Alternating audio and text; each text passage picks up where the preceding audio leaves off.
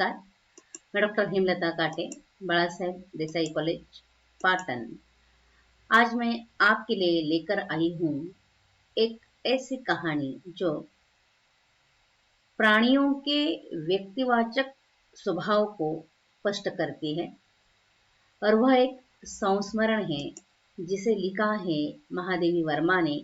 उसका नाम है गिल्लू। गिल्लू यानी गिलहरी।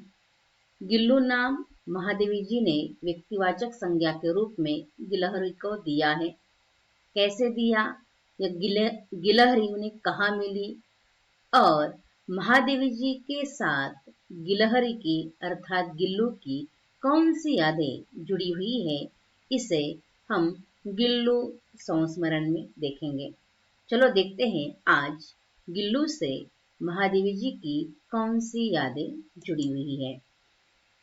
महादेवी जी प्रारंभ करती है इस संस्मरण का एक ऐसे प्रसंग से जो उन्हें गिल्लू की याद दिलाता है। सोन जूही में आज एक पीली कली लगी है। सोन जूही मराठी में इसका अर्थ है सोनचाफा। इसे देखकर अनायास ही उस छोटे जीव का स्मरण हो आया जो इस लता की सघन हरितिमा में चिपकर बैठा था, और फिर मेरे निकट पहुंचते ही कंधे पर कूदकर मुझे चौंका देता था। तब मुझे कली की खोज रहती थी, पर आज उस लघु प्राण की खोज है। परंतु वह तो अब तक सोन जूही की जड़ में मिट्टी होकर मिल गया होगा। कौन जाने स्वर्णिम कली के बहाने वही मुझे चौंकाने ऊपर आ गया हो। अर्थात जो प्राणी छोटा जीव है वह आज सोन जूही के रूप में, स्वर्णिम कली के रूप में उन्हें चौंकाने के लिए ऊपर आया है, ऐसा महादेवी जी को लगता है। महादेवी जी आगे कहती है, लेकिन उस छोटे जीव के साथ एक अघटित घटना घटती है, और वह घटना है काक से जुड़ी हुई। अतः इसके आगे महादेवी जी काक का हमारी संस्कृति में क्या स्थान है, किस प्रकार स्थान है, उसका आदर है, अनादर है, इसका चित्रण वह करते हुए लिखती है। अचानक एक दिन सवेरे मेरे कमरे से बरामदे में आकर मैंने देखा दो कौवे।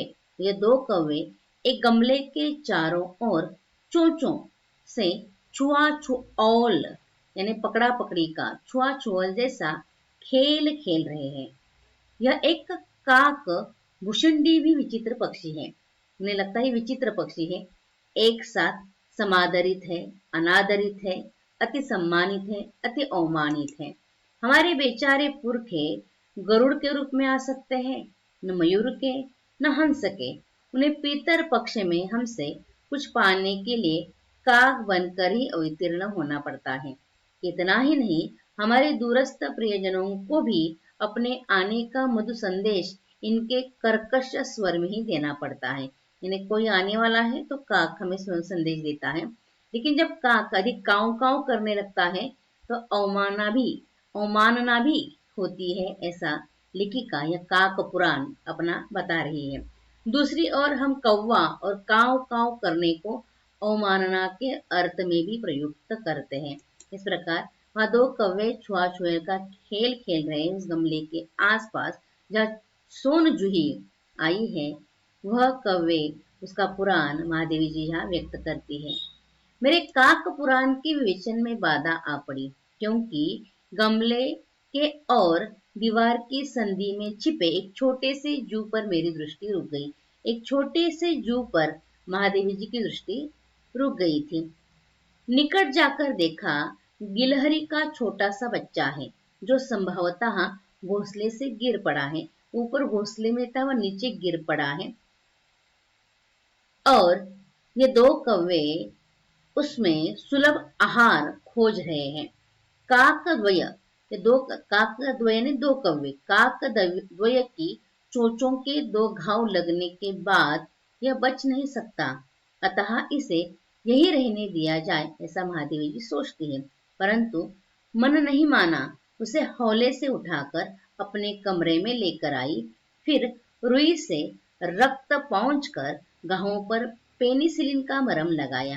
यानी उन दो कौवों से बचाने के लिए वह इस छोटे से जीव को उठाकर लेकर आती है और रुई से उन पर इलाज करवाती है।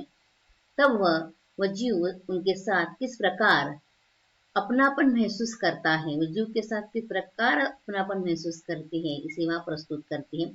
रुई की पतली बत्ती दूध से भिगोकर जैसे तैसे उसके नन्हे से मुंह में लगाई, पर मुंह खुल न सका और दूध की बूंदें दोनों ओर ढुलक गई। यानी इतना वह छोटा जीव है और काक ने उस पर क्या किया है, आघात किया है, दो घाव उस पर हो गए हैं, इसलिए वह बूंद भी पी न सकी। कई घंटे के उपचार के उपरांत उसके मुंह में एक बूंद पानी का टपकाया सका। तीसरे दिन वह इतना अच्छा और आश्वस्त हो गया कि मेरी उंगली अपने दोनों नन्हे पंजों से पकड़कर शब्द है, नीले कंच के जैसे आंखों से इधर उधर देखने लगा। उंगली पकड़ ली है और नीले कंच के आंखों से इधर उधर वह देखने लगा। 2-3 दिन के बाद 3-4 मास में उसके स्निग्ध रोए, छब्बेदार पूंछ और चंचल चमकीली आंखें सबको विस्मित करने लगी। हमने उसकी जातिवाचक संज्ञा को व्यक्तिवाचक रूप दे दिया और इस प्रकार हम उसे गिल्लू कहकर बुलाने लगे। उसका रूप देखकर छब्बेदार पूंछ, चंचल चमकीली आंखें, स्निग्ध रोए ऊपर जो झब्बेदार आता है, वो रोए, वह देखकर महादेवी जी ने उसका नाम क्या रखा, गिल्लू। ये गिल्लू उन्हें सोन जूही के गमले में मिला था, जिसे लेकर महादेवी जी आती है और उस पर उपचार करती है और वह उन्हीं के यहाँ रहने लगता है। किस प्रकार गिल्लू नाम उसे मिला है वह बताया और आगे गिल्लू के साथ जुड़ी और भी यादें हैं बाद में देखेंगे। आपने ध्यान से सुना, धन्यवाद।